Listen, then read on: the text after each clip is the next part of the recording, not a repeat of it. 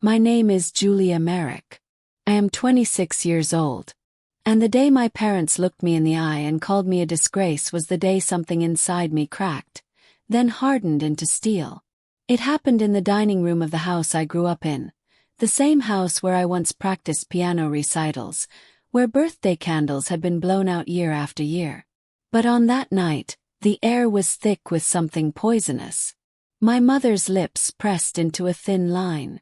My father's jaw clenched tight, as if he had been rehearsing the words he was about to deliver for weeks. I sat there at the end of the long oak table, my palms sweating against the polished surface, wondering why I had been summoned home. The plates from dinner were still warm, the smell of roasted chicken heavy in the air, but no one was eating anymore. My brother leaned back in his chair, smirking as though he already knew what was coming. "Julia," my father began, his voice low but sharp, "you've embarrassed this family enough." The words sliced through the silence like a knife. I blinked at him, confused. Embarrassed? For what? I've done nothing but work hard since college. My mother scoffed, shaking her head. You think working at a startup that barely pays your rent is success? You think living in that shoebox apartment and wasting your life chasing childish dreams makes us proud? Her words slammed into me like blows. But it was my father's next sentence that nearly knocked the breath from my lungs. You are a disgrace to this family name. Your brother carries the legacy. You're nothing. We've decided it's time you step aside. Step aside. The phrase rattled in my head like a bell that wouldn't stop ringing.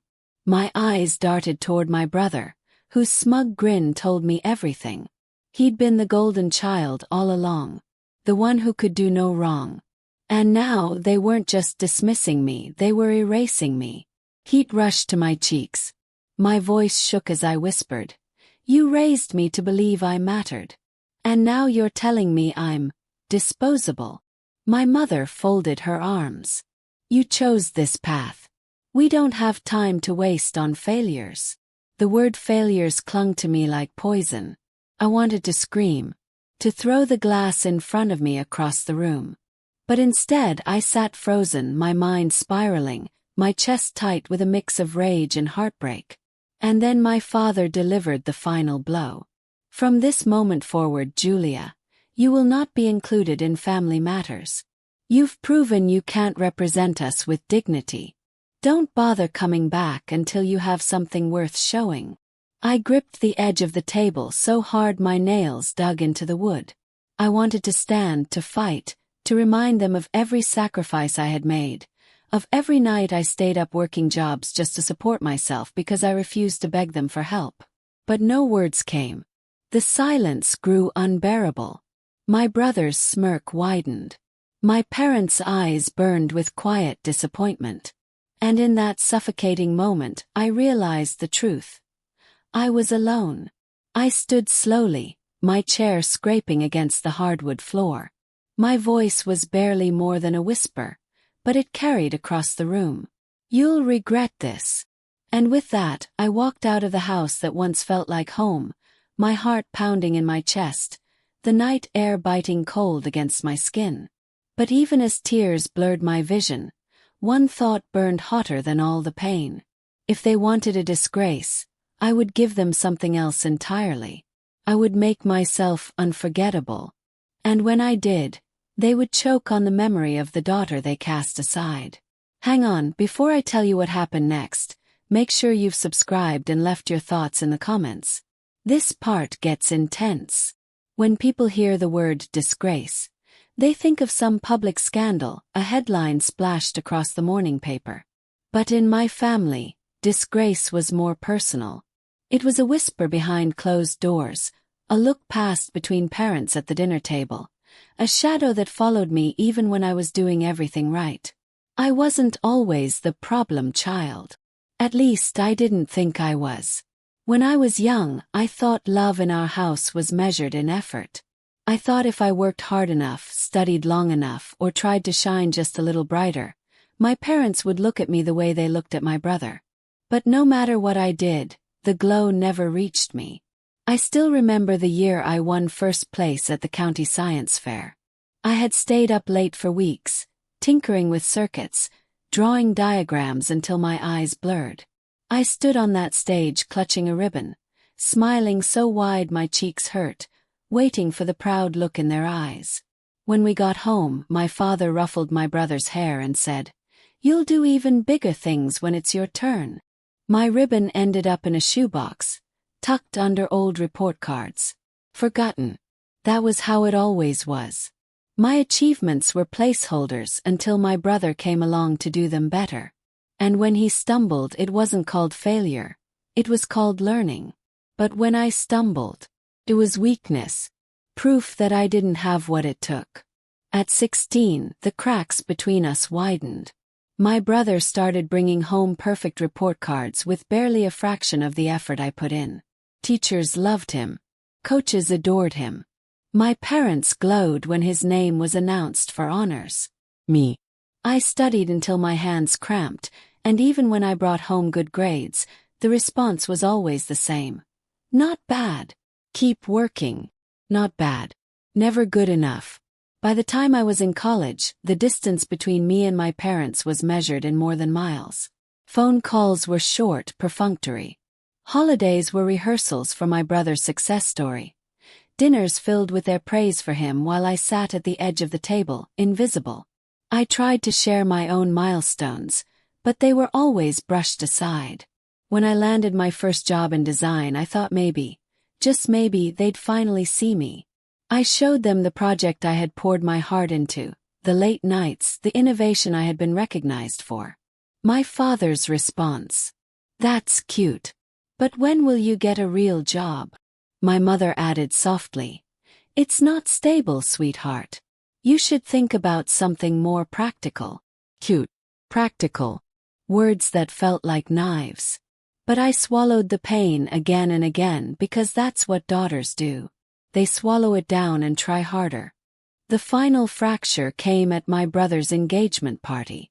The house was full of guests, champagne glasses clinking, my parents smiling as though they were royalty presenting an heir. My brother gave a speech, thanking everyone for their support, for their belief in him. My parents stood at his side, glowing with pride. And then, almost as an afterthought, someone asked about me. My mother gave a thin smile, the kind that looked polite but felt like glass in my chest. "She means well," she said, her voice light. "But she's always been different." Different. In front of a crowd.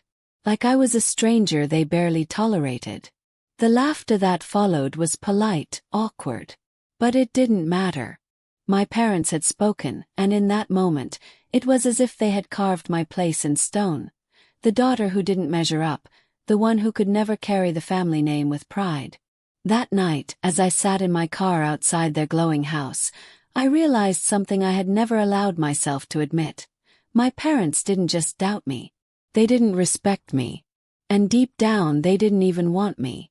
I gripped the steering wheel until my knuckles turned white, my chest heavy with rage and grief. And as the engine idled, a single thought clawed its way through the haze. If they thought I was a disgrace now, they had no idea what I was capable of.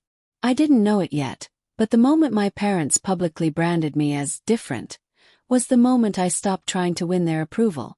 It was also the moment I began keeping track of every slight, every dismissal, every betrayal, the kind of record that would one day destroy the perfect family image they worshipped. Before we move on, take a second to hit subscribe and drop a comment. I'd love to hear what you think so far. The word disgrace didn't come in a whisper this time. It wasn't tucked behind polite smiles or veiled with the word different. It came sharp, deliberate, and meant to wound. It was during my brother's promotion dinner, an evening meant to celebrate him climbing yet another rung on the corporate ladder. The restaurant gleamed with soft lights and polished cutlery, the kind of place where every waiter wore crisp black suits and spoke in careful tones. My parents sat at the head of the table, beaming with pride, their laughter filling the room like music. I sat 2 chairs down, quiet, my glass of water untouched. I had already congratulated my brother, sincerely despite the knot in my stomach, but I was invisible. Every compliment, every toast circled back to him. It might have ended as just another night of me being overlooked. But then it happened. One of my brother's colleagues leaned in, smiling politely, and asked me about my work. My heart lifted for a split second. Someone was interested. Someone was giving me a chance to speak. I told him about a project I had recently finished, how it had been published in a major magazine. My words were careful, measured, not bragging, just proud. Before I could finish, my father's voice cut through the air.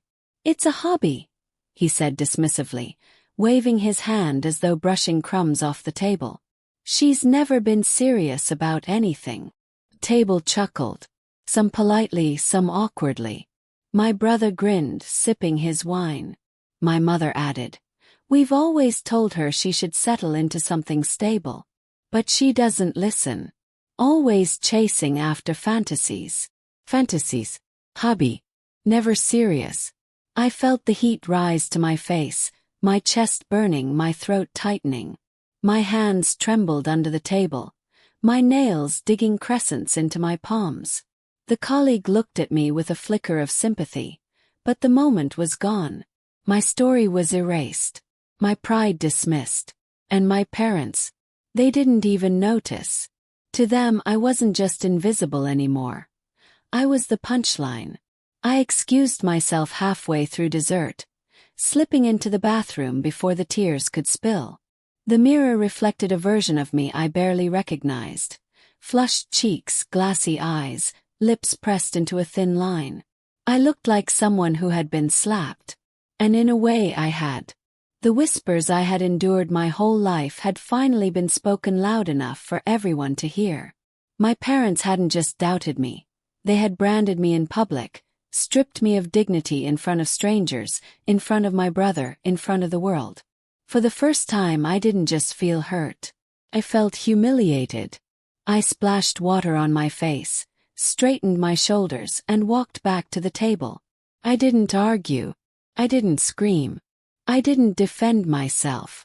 Not because I believed their words, but because something inside me had shifted.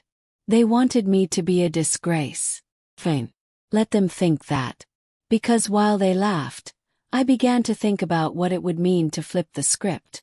To show them that the child they dismissed, mocked, and humiliated was the only one who had the power to unravel the perfect legacy they worshipped. That night, as I drove home through the city lights, my phone buzzed with a message from my mother. Just 5 words. "Don't embarrass us again." I stared at the screen, my hands tightening on the steering wheel. And that was the moment it crystallized. Their betrayal wasn't just in words. It was in the belief that I existed only to preserve their image. But images can be shattered. By the time I pulled into my apartment's driveway, the idea was already forming. Cold, precise, dangerous. If they thought I was a disgrace, I would give them a disgrace they could never bury. Before we go any further, click subscribe and let me know in the comments. What would you have done in my shoes? I didn't sleep that night. I lay in bed staring at the ceiling, my mother's text glowing in my mind like a neon sign. "Don't embarrass us again." The words replayed until they hardened into something sharp. For years, I had carried their scorn like a secret weight. Every insult I swallowed, every dismissal I endured, every moment of silence when I should have spoken up, it had built a cage. But that night the bars bent. If they thought I was a disgrace, then fine. I would be one. But not the kind they imagined. I would be the disgrace that unmasked them. The first step was gathering proof. My parents loved appearances, but behind the polished veneer of respectability, there were cracks. I knew it. I had seen the late bills hidden under newspaper stacks, heard whispers about favors traded to secure my brother's promotions, noticed the way my father avoided certain neighbors. The signs were there, ignored by everyone but me. So I started keeping records. Emails, letters, old documents I'd tucked away in drawers without thinking. Bank statements they had accidentally sent to my address years ago. I combed through everything I had, piecing together threads they thought had been forgotten. Each scrap was a puzzle piece, and the picture that began to form was ugly. There were investments that weren't as successful as they claimed. Loans they had covered with borrowed money from friends, whose silence was purchased, not earned. My brother's flawless rise up the corporate ladder wasn't flawless at all. He had leaned on connections my parents had manipulated for him. The perfect family wasn't perfect. It was fragile, and fragility breaks. Still doubt whispered. Could I really do it? Could I tear down the people who raised me, even if raising me meant breaking me? I wrestled with the question for weeks, wearing my pain like armor. I went about my days quietly, smiling when required, nodding when spoken to. I didn't argue anymore. Didn't fight to be seen. To them, it must have looked like I'd given up. But underneath I was working, waiting, sharpening. The plan came together slowly, then all at once. Public reckoning. Not a private argument behind closed doors, where they could twist my words and hide the truth. No, this would happen where their carefully curated image mattered most. A place where silence could not protect them. Every time I doubted myself, I replayed the laughter at that restaurant. The smirk on my brother's face. The way my father had dismissed me as though my life's work was nothing more than a child's game. And my mother, sending me that message like a dagger to remind me that I was nothing but a blemish on their polished world. The anger no longer burned hot. It simmered cold, controlled. One evening, as I stood over the folder of evidence spread across my table, I whispered to myself, they wanted a disgrace. I'll show them one they'll never recover from. I snapped the folder shut, my pulse steady, my decision final.